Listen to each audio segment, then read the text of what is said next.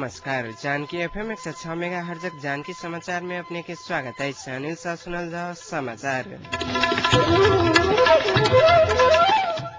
एक नुक मुख्य समाचार।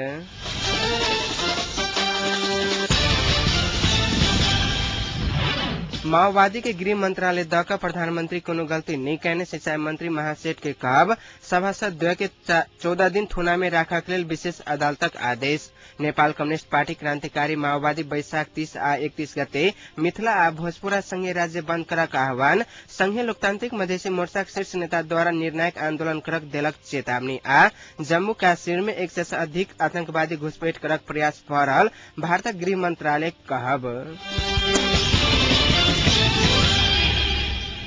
नवनियुक्त सिंचाई मंत्री रघुवीर महासेठ माओवादी के गृह मंत्रालय द का प्रधानमंत्री कोनो गलती नहीं कहने दावा करें।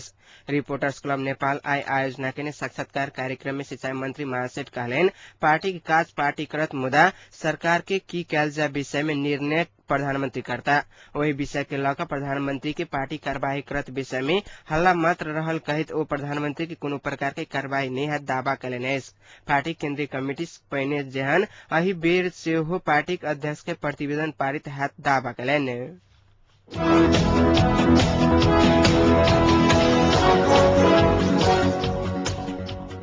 विशेष अदालत लाल पासपोर्ट बेचने आरोप में गिरफ्तार पड़ल सभासद द्वय बीपी यादव और ज्ञात्री शाह के 14 दिन थुना में राखक अनुमति दिलक।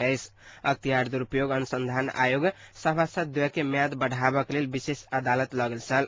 अदालतक अध्यक्ष गौरी बहादुर कार्की आ सदस्य द्वय ओम प्रकाश मिश्र आ केदार प्रसाद चालीसे के संयुक्त इजलास अख्तियारक मांग अनुसार गिरफ्तार मितिक दिन से 14 दिन थुना में राखक लेल अनुमति दिलक। वही मुद्दा में गिरफ्तार पड़ल अध्यागमन विभागक भूमिनंद भंडारी के 15 दिन थुना में राखक अनुमति दिला के कारण ओकरा संग मेल होबत जका सभासद द्वय के सेहो 14 दिन थुना में राखक अनुमति देने अदालतक रजिस्ट्रार धीर बहादुर चंद जानकारी दिलेन। काठमांडू जिला अदालत शुक्र दिन 10,000 रुपया धरौटी लकर रिहा केलाक तुरंत बाद अख्तियार अदालत परिसर से हुनका सबके नियंत्रण में लेने छल। नेपाल प्रहरी केंद्रीय अनुसंधान ब्यूरो सीबीआई बीतल बुध दिन यादव शाह के विरुद्ध जिला अदालत में राहदानी ऐन 2024 अंतर्गत मुद्दा दायर करने छल। म्याद बढ़ावक संगे अख्तियार कूटनीतिज्ञ राजधानी दुरुपयोग करने समय आर्थिक लेन देन करने तथा कागज कीर्ति का गैर कानूनी काज करने अभियोग में सभासद द्वय विरुद्ध मुद्दा दायर कल गए। मधेसी जन अधिकार फोरमक सभासद बीपी यादवक नाम में जारी भेल 019893 नम्र कूटनीतिज्ञ राजधानी लक पृथ्वी छन्त्याल आ नेपाली जनता दलक सभासद ज्ञात्री शाह के नाम में जारी भेल 019826 नम्र पासपोर्ट में सीता शाह ऑस्ट्रेलिया जाके क्रम में 3 महीना पहले अबू धाबी अध्यागमन में गिरफ्तार भेला के बाद प्रकरण के खुलासा भेल छल। सीबीआई सभासद द्वय के वैशाख 6 गते संविधान सभा भवन के परिसर से गिरफ्तार करने रहे।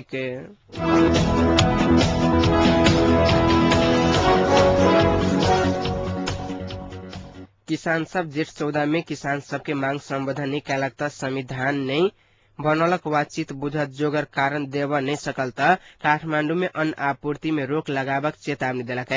संविधान सभा सभामुख सुभाष चंद्र नेवांग के ज्ञापन पत्र बुझबैत संघर्षशील किसान मुक्ति समाजक अध्यक्ष केदारनाथ तिमिल सिन्हा जेठ 14 गते में किसान सभा मांग संबोधन सहित के संविधान नहीं आयल त नेता सबके विरोध स्वरूप उपत्यका के अन्न आपूर्ति में रोक लगावक चेतावनी दिलक।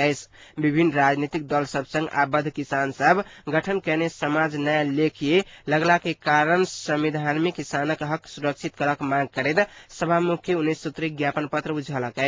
ज्ञापन पत्र में अधिकार संपन्न किसान अधिकार आयोग गठन करक कृषि में आधारित समानती आ भूमि स्वामित्वक पूर्ण अंत्य करक मांग कैल गेल।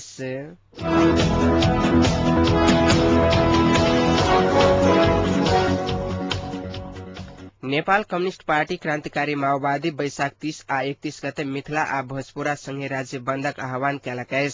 जन संविधान निर्माणक सुनिश्चितता के मांग सहित संगे वही में क्षेत्रीय पहचान के आधार में संघीय राज्य के वैज्ञानिक निष्पक्षता के लेल खबरदारी या जन दबाव सृजना करे के हेतु से बंदक आह्वान कैल गेल पार्टी स्रोत जनलक। बंदक करबा के क्रम में वैशाख 25 गते से प्रचार प्रसार करबाक 29 गते सदरमुकाम में मसाल जुलूस निकालबाक तथा 30 आ 31 गते मिथिला आ भोजपुरा अंतर्गत पड़े वाला धनुषा महतरी सर्लाही सिराहा सप्तरी बारा पर्सा रतट जिला बंद करबाक निर्णय करने पार्टी द्वारा जारी विज्ञप्ति में उल्लेख रहल।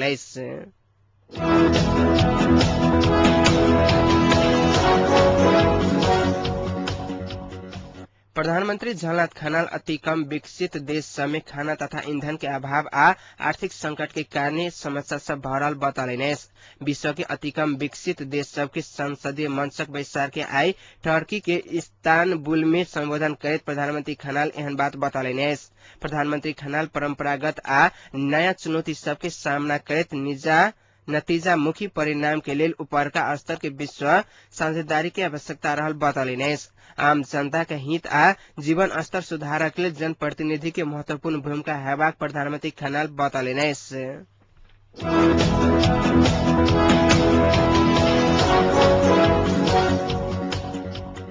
नेपाल विद्युत प्राधिकरण जलेश्वर शाखा 5 महीना में 13 लाख से बेसी के राजस्व वसूली कैलकैस। प्राधिकरण जलेश्वर शाखा 5 महीना पहिने विद्युत चोरी नियंत्रण करबाक अभियान अंतर्गत 3273 गोटे की गिरफ्तार कर लाखों राजस्व वसूली कैलकैस। अघन महीना से शुरू कैल गेल विद्युत चुहावट नियंत्रण अभियान अंतर्गत गिरफ्तार में पड़ल सबसे जरिमाना स्वरूप रकम के धरोटी में छोड़ला से राजस्व लाखों भेल बतौने। जलेश्वर में वर्षेनी 22 करोड़ आ बीसी के विद्युत चुहावट होने लगला के बाद प्राधिकरण स्थानीय राजनीतिक दल नागरिक समाज तथा प्रहरी प्रशासन के सहयोग में विद्युत चुहावट नियंत्रण कर गाम गाम पहुंचल छल। महतरी में प्राधिकरण में 40,000 से अधिक विद्युत उपभोक्ता सब रहल जलेश्वर शाखा के प्रमुख अशोक कुमार पंडित बतौने सहित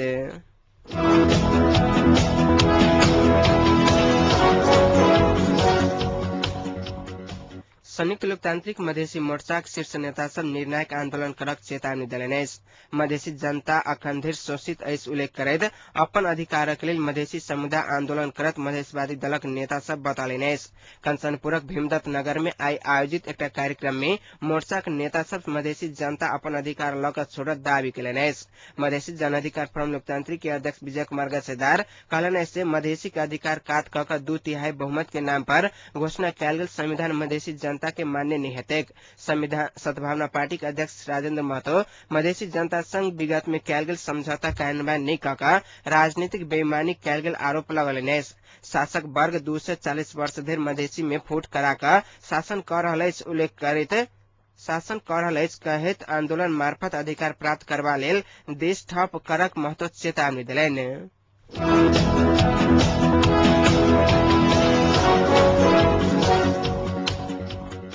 नेकपा एमाले महासचिव ईश्वर पोखरेल कहलनि से पार्टी के निर्णय विपरीत माओवादी के गृह मंत्रालय दिला के कारण प्रधानमंत्री झलनाथ खनाल ऊपर कार्यवाही भ सकित अछि।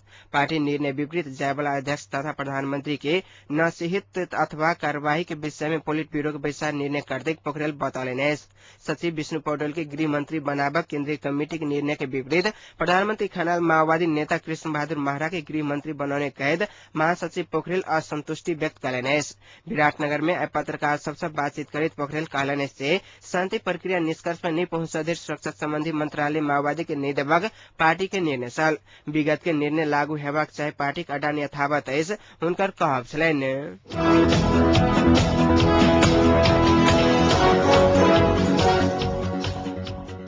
आई के लेल निर्धारण कैल गेल माओवादी लड़ाकू के रेखदेख समायोजन आ पुनर्स्थापना समिति अंतर्गत के कार्यदलक बैसार स्थगित भेल अछि। नेता सभक कार्यव्यस्तता के कारण बैसार काल्हि धरि स्थगित कैल गेल बताओल गेल अछि। कार्यदलक एकटा सदस्य के अनुसार आई बेरिया में होवे वाला बैसार काल्हि धरि स्थगित कैल गेल अछि। लड़ाकूक समायोजन आ पुनर्स्थापना प्रारूप पेश करबा लेल करीब 1.5 महीना पहिने गठन कैल गेल कार्यदल एहि से पूर्व विशेष समितिक बैसार में अपन अंतरिम प्रतिवेदन पेश कैने रहैक।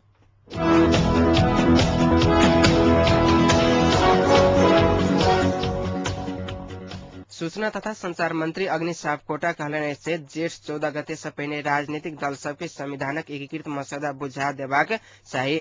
जनता के विश्वास में लेवल शांति संविधानक प्रगति के विषय में दल सबके स्पष्ट करबा लेल मंत्री सापकोटा आग्रह कयलनि। नेपाल पत्रकार महासंघक नवनिर्वाचित कार्य समिति के अपन मंत्रालय में आई स्वागत करैत ओ कहलनि से जनता के विश्वास में ल क आगू बढ़ाबक आवश्यकता छैक आ एहि के लेल दल सबक स्पष्ट धारणा आ प्रतिबद्धता आबक चाही। राजनीतिक दल सबके अपन कमी कमजोरी प्रति आत्म आलोचना करैत आगामी कार्य योजना प्रति प्रतिबद्धता व्यक्त करबाक समय ऐसे हुनकर कहब छलनि। प्रेस स्वतंत्रता संपूर्ण स्वतंत्रता जननी ऐसे उल्लेख करैत प्रेस स्वतंत्र नहीं रह सकल त आरो की किस स्वतंत्र नहीं रह सकित ऐसे सापकोटा बतौलनि। प्रेस स्वतंत्रता पक्ष में सरकार तरफ से मंत्री सापकोटा प्रतिबद्धता व्यक्त कयलनि।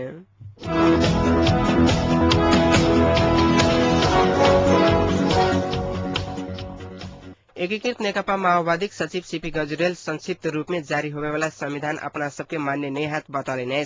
जनकपुर में आई क्रांतिकारी पत्रकार संघ आयोजना के पत्रकार सम्मेलन में एकीकृत नेकपा माओवादी सचिव गजुरेल अपने सब संविधान बनाव परवाक पक्ष में रहला से पुरानका संविधान तथा संक्षिप्त संविधान मान्य नहीं हाथ बतौले। देशक लेल परिवर्तन के लिए नया जन संविधान आवश्यक रहल चर्च करैत नेता गजुरेल संविधान जारी करबाक समय लचकियाला स दल से बीच सहमति होब परवाक में जोर दिले। संविधान जारी करबाक समय बहुत कम रहला से आप चाहिए का दल सब संविधान जारी कर नहीं सकबाक भेला से यदि दल सब आपसी समझदारी करत त 3 या 6 महीना धरि संविधान निर्माण करक लेल जनता दल सबके समय द सकबाक बतौले। जेठ 14 गते देश में संविधान जारी नहीं भेला पर विद्रोह हेबाक तथा देश में राष्ट्रपति शासन लागू हेबाक कई किस तत्व सब हल्ला कर रहल बतवित नेता गजुरेल जेठ 14 के बाद माओवादी विद्रोह नहीं करबाक आ राष्ट्रपति शासन से लागू न हेबाक संभावना कोनो नहीं रहल विश्वास व्यक्त करेने। पार्टी सरकार में शामिल भेला से अपना सबके देश समानुपातिक तरीका से मंत्री सबके सरकार में पठेबाक धारणा से पार्टी किस मंत्री सब शपथ नहीं लेने बतवित हो एकरा अन्यथा नहीं लेबा लेल बतौले। क्रांतिकारी पत्रकार संघ धनुषाक संयोजक किरण शाह के अध्यक्षता में भेल पत्रकार सम्मेलन में एकीकृत नेकपा माओवादी धनुषा इंचार्ज रोशन जनकपुरी सह इंचार्ज दीपक यादव महतरी इंचार्ज महादेव यादव सहित नेता सबके सहभागिता रहल। कार्यक्रम के उद्घोषण क्रांतिकारी सदस्य दीपेंद्र सिंह कैने छलैथ।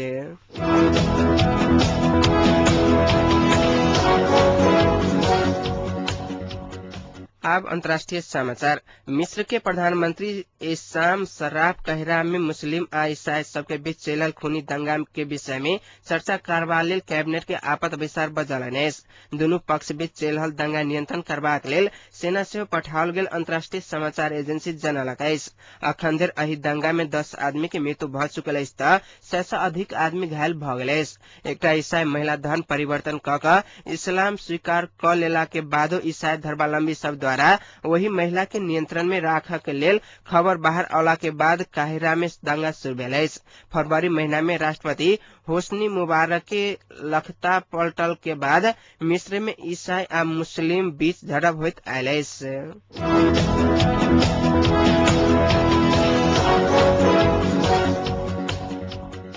अल कायदा पर अंतिम समय धरि ओसामा बिन लादेन के नियंत्रण छल आ ओ एहि में सक्रिय भूमिका निर्वाह कर रहल छल अमेरिकी खुफिया विभागक अधिकारी दावा कयलनि। अधिकारी सभक अनुसार एबटा बादक जाहि घर में ओसामा बिन लादेन रहि रहल छल ओ अल कायदाक मुख्य नियंत्रण आ संचालन केंद्र छल। वाशिंगटन में ओसामा बिन लादेन के नव वीडियो टेप जारी करबा से पहिने एकटा सुरक्षा अधिकारी कहलनि से लादेन के मृत्यु अमेरिकी खुफिया तंत्रक इतिहास में सबसे पैघ घटना अछि। एहि बीच पाकिस्तान प्रधानमंत्री यूसुफ राजा गिलानी एबटा बाद में भेल अमेरिकी कार्रवाई के विषय में संसद में काल अपन बयान द रहल छथि। एहिसँ पहिने राष्ट्रपति आसिफ अली जरदारी प्रधानमंत्री आ सेनाध्यक्ष जनरल अशफाक कानी बीच काल इस्लामाबाद में बातचीत भ चुकल अछि।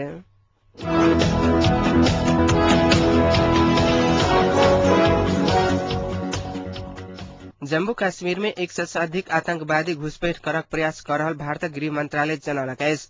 मंत्रालय के अधिकारी सभक अनुसार नियंत्रण रेखा नजदीकक विभिन्न आतंकवादी शिविर में करीब 700 से 800 आतंकवादी प्रशिक्षण ल रहल अछि। एहि विषय में पाकिस्तान के बेर बेर शिकायत केला के बादो सीमा क्षेत्र में आतंकवादी यथावत अछि। पाकिस्तानक अधिकारी लश्कर ए तैयबा आ हिजबुल मुजाहिदीनक आतंकवादी के घुसपैठ कराबक प्रयास क सकैत अछि। खुफिया स्रोत के उद्धृत करैत भारतक गृह मंत्रालय जनौलक अछि। विगत किछ दिन पहले पाकिस्तानी सुरक्षा बल के तरफ से नियंत्रण रेखा पर कैल गेल गोलाबारी आतंकवादी के भारत में घुसपैठ कराबक प्रयास अछि भारतक गृह मंत्रालय के कहब छैक।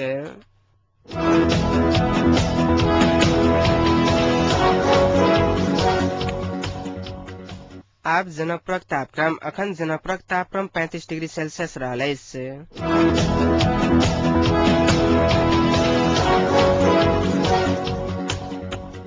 समाचारक अंत में पुनः एक बार मुख्य समाचार।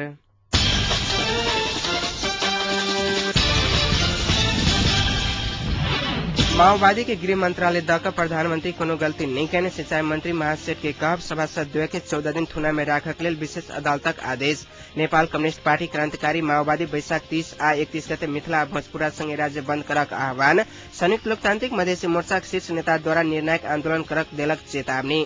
आज जम्मू काश्मीर में 100 से अधिक आतंकवादी घुसपैठ करक प्रयास भरल भारतक गृह मंत्रालय कहब। एखनुक जानकी समाचार एतै सम्पन्न होइतै। पुनः समाचार लक उपस्थित है। नमस्कार।